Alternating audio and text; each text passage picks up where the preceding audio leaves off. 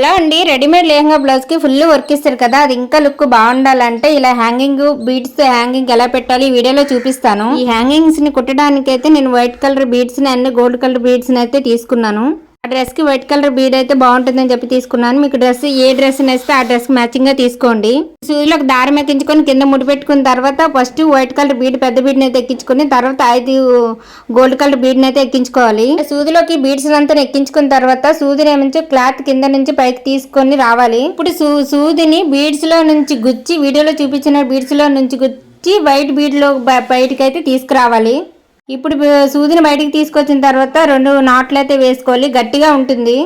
నేను ఫస్ట్ అయితే ఒక నాటు వేసుకున్నాను, తర్వాత రెండో కూడా ఇక సూదిలో నుంచి ఒక నాటు అయితే వేసుకున్నాను. నాటు వేసిన తర్వాత కత్తిరితో కట్ చేసేసుకోండి. ఎక్స్ట్రా ఉన్న క్లాత్ ని కూడా కట్ చేసుకోండి. చూడండి ఎంత మంచిగా వచ్చింది. మొత్తం ఇలాగే కుట్టేసుకోవాలండి, బ్యాక్ అయితే వద్దు, ఫ్రంట్ కి మాత్రమే ఇలా కుట్టుకోవాలి. చూడండి ఎంత మంచిగా కనిపిస్తుందో. ముందు దానికన్నా ఇప్పుడే నాకు బ్లౌజ్ లుక్ అయితే బాగా నచ్చింది. నచ్చితే లైక్ చేయండి.